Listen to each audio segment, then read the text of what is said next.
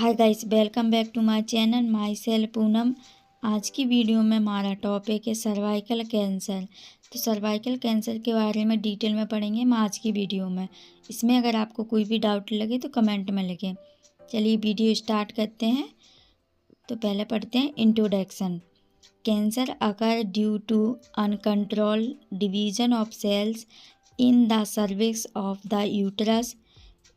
This is the most common cancer in women. तो uterus की cervix की layer में एबनॉर्मल डिवीज़न होने लगता है, उस कंडीशन को हम क्या कैंसर बोलते हैं, और यह कैंसर फीमेल में ज़्यादातर होती है। तो ये था इसका इंट्रोडक्शन।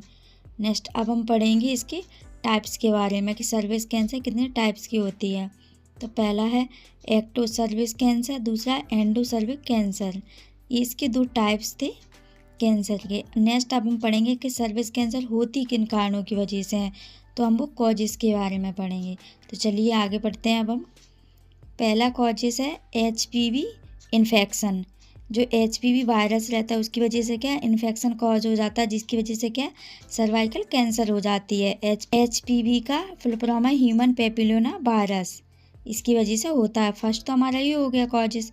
देन सेकेंड है सेक्चुअली ट्रांसमिटेड डिसीज, और ये STD डिसीज की वजह से भी होता है। नेक्स्ट कॉजेस है हार्मोनल इनरेगुलेटरी। जो हार्मोन्स रहते हैं उनका क्या है इम्बैलेंस की वजह से भी सर्वाइकल कैंसर होती है। तो ये थे इसके कॉजेस, इनकी वजह से क्या सर्वाइकल कैंसर होती है। नेक्स्ट अब हम पढ़ेंगे कि सर्वाइकल कैंसर हो गई तो उसके क्या क्या साइन एंड सिम्टम रहते हैं। अब हम उनके बारे में जानेंगे। साइन एंड सिम्टम तो पहला है एनोरेक्सिया। एनोरेक्सिया क्या उसको भूख नहीं लगती है। नेक्स्ट है बैकएस, उसको क्या कमर में दर्द होता है। नेक्स्ट है फाउल स्मेलिंग वेजाइनल डिस्चार्ज, और वेजाइना से क्या डिस्चार्ज होता है और डिस्चार्ज से क्या गंदी स्मेल आती है। नेक्स्ट है इनरेगुलर वेजाइनल ब्लीडिंग, और ब्लीडिंग से क्या अनियमित तरीके से क्या ब्लीडिंग होती है वेजाइना से। नेक्स्ट साइन है difficulty and pain in urination, और जब यूरिन पास करती है तो उसमें क्या डिफ़िकल्टी होती है और क्या पेन होता है जब यूरिन करते हैं। नेक्स्ट है एनीमिया, खून की क्या कमी होगी। नेक्स्ट है पेल्विक पेन, और पेल्विक पेन होगा। तो ये कुछ साइन एंड सिम्टम थे जो कि सर्वाइकल कैंसर में होते हैं। तो अब हमें ये दिक्कत हो रही है, इसके कॉजेज पढ़ लिए, साइन एंड सिम्टम पढ़ लिए। अब हम पढ़ेंगे कि ये कंडीशन में हमें क्या क्या डायग्नोस्टिक इवैल्यूएशन करा सकते हैं या फिर कौन कौन सी जांच करा सकते हैं। तो चलिए पढ़ते हैं। पहला वेजाइनल एग्जामिनेशन, वेजाइना का क्या एग्जामिनेशन कराएंगे। दूसरा पेप स्मीयर टेस्ट, ये मोस्टली सर्वाइकल कैंसर के लिए करते हैं। नेक्स्ट MRI करा सकते हैं, CT स्कैन करा सकते हैं, वेजाइनल स्वैब कल्चर करा सकते हैं, और लास्ट है हमारा सर्वाइकल सिस्टोलॉजिकल एग्जामिनेशन। तो हम ये टेस्ट करा सकते हैं सर्वाइकल कैंसर में। नेक्स्ट अब हम पढ़ेंगे इसके ट्रीटमेंट के बारे में कि सर्वाइकल कैंसर का क्या क्या ट्रीटमेंट है। तो चलिए स्टार्ट करते हैं। हम ट्रीटमेंट है तो ट्रीटमेंट में पहला पॉइंट है it's treatment depend on the stage of cancer. इसका जो ट्रीटमेंट है वो जो कैंसर की स्टेज रहती है उस पर क्या रहता है डिपेंड रहता है। दूसरा radiotherapy, in this radiation is applied on cancer cells which destroyed the cancer cells. This can be internal और एक्सटर्नल और बोथ। तो रेडिएशन, इसमें कैंसर की सेल्स पर क्या रेडिएशन डाली जाती है जो कि कैंसर सेल्स को क्या डिस्ट्रॉय या फिर मतलब नष्ट करती हैं। और यह जो रेडिएशन थेरेपी रहती है इंटरनल और एक्सटर्नल दोनों टाइप की रहती है कि अगर किसी को एक्सटर्नल कैंसर है तो ऊपर भी डाल सकते हैं, अगर इंटरनल है तो हमेशा टारगेट करके इंटरनल रेडिएशन थेरेपी दे सकते हैं। थर्ड क्रायो सर्जरी, तो इसमें क्या है in this cancerous cells are destroyed at extremely low temperature.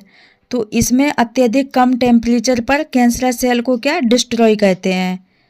Next है रेडियल हिस्टेक्टोमी। रेडियल हिस्टेक्टोमी में पढ़ेंगे हम कि if the cancer this in the invasive stage then hysterectomy is done in this along with the uterus its supporting organs जैसे fallopian tubes, ovaries ETC are also removed through surgery. तो यदि cancer invasive stage में है तो hysterectomy की जाती है। इसमें यूटेरस के साथ जो उसके आसपास जो ऑर्गन्स रहते हैं, जैसे फॉर एग्जांपल फैलोपियन ट्यूब हुई, ओवरीज हुए, ईटीसी, तो सर्जरी के द्वारा उनको भी क्या रिमूव कर देते हैं। नहीं तो अगर रिमूव नहीं करेंगे और कैंसर की अगर कंडीशन मैलिग्नेंसी है तो एक ऑर्गन से दूसरे ऑर्गन में क्या वो ट्रांसफ़र हो जाएगी, तो जिससे क्या उसको कैंसर बढ़ती जाएगी और सीवियर कंडीशन आ जाएगी।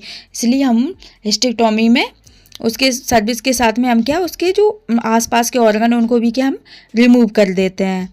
तो ये हमारे थे ट्रीटमेंट। नेक्स्ट अब हम पढ़ेंगे कि इसका नर्सिंग मैनेजमेंट क्या क्या है। तो नर्सिंग मैनेजमेंट में पहला, ask the patient about his problem and response in a positive manners. तो पेशेंट की प्रॉब्लम्स को अच्छी तरह से सुनना है और उसका पॉजिटिव रिस्पॉन्स देना है। The patient biological sign should be checked at regular intervals. और पेशेंट के जो वाइटल साइंस है उनको डेली चेक करना चाहिए प्रॉपर तरीके से। नेक्स्ट है third, pain relieve medicine should be given to the patient after asking him about the severity of his pain. और पेशेंट से पेन के बारे में पूछकर उसको पेन किलर मेडिसिन देनी चाहिए। नेक्स्ट मैनेजमेंट है, to patient infection antibiotic should given to the patient on time as per doctor instruction. और इन्फेक्शन से प्रिवेंट करने के लिए डॉक्टर द्वारा जो एंटीबायोटिक मेडिसिन प्रिस्क्राइब की है उनको टाइम पर देना चाहिए पेशेंट को। नेक्स्ट मैनेजमेंट है, the surgery site should be dressed at regular intervals. Hygiene of the perineum area should be taken care of. और जो पेरिनियम एरिया रहता है उसकी अच्छी तरह से क्या करनी चाहिए, क्लीनिंग या फिर सफाई और केयर अच्छी से करनी चाहिए। नेक्स्ट पॉइंट है, the discharge from the vagina tract should be carefully observe and note. और वेजाइना ट्रैक्ट द्वारा हो रहा डिस्चार्ज को केयरफुली ऑब्जर्व करना चाहिए और कुछ उसको नोट करना चाहिए। और अगर प्रॉब्लम ज़्यादा बढ़ रही है तो उसको डॉक्टर को क्या इन्फॉर्म करना चाहिए। नेक्स्ट पॉइंट है, the patient should be provided with a comfortable bed and position. और पेशेंट को कंफर्टेबल बेड एंड पोजीशन देनी चाहिए। अगर उसको बेड सूट वगैरह है तो उसको एयर मैट्रेस लगाना, ईटीसी। नेक्स्ट पॉइंट है, if any kind of complication occur the doctor should be inform immediately. किसी भी प्रकार की अगर कोई भी कॉम्प्लिकेशन हो रही तो डॉक्टर को हाल इन्फॉर्म करना है। तो आज की वीडियो में इतना ही। अगर इसमें से आपको कोई भी डाउट लगे तो कमेंट में लिखें। वीडियो अच्छी लगे तो वीडियो को लाइक करें, चैनल को सब्सक्राइब करें। Thank you. मिलते हैं अगली वीडियो में नए टॉपिक के साथ।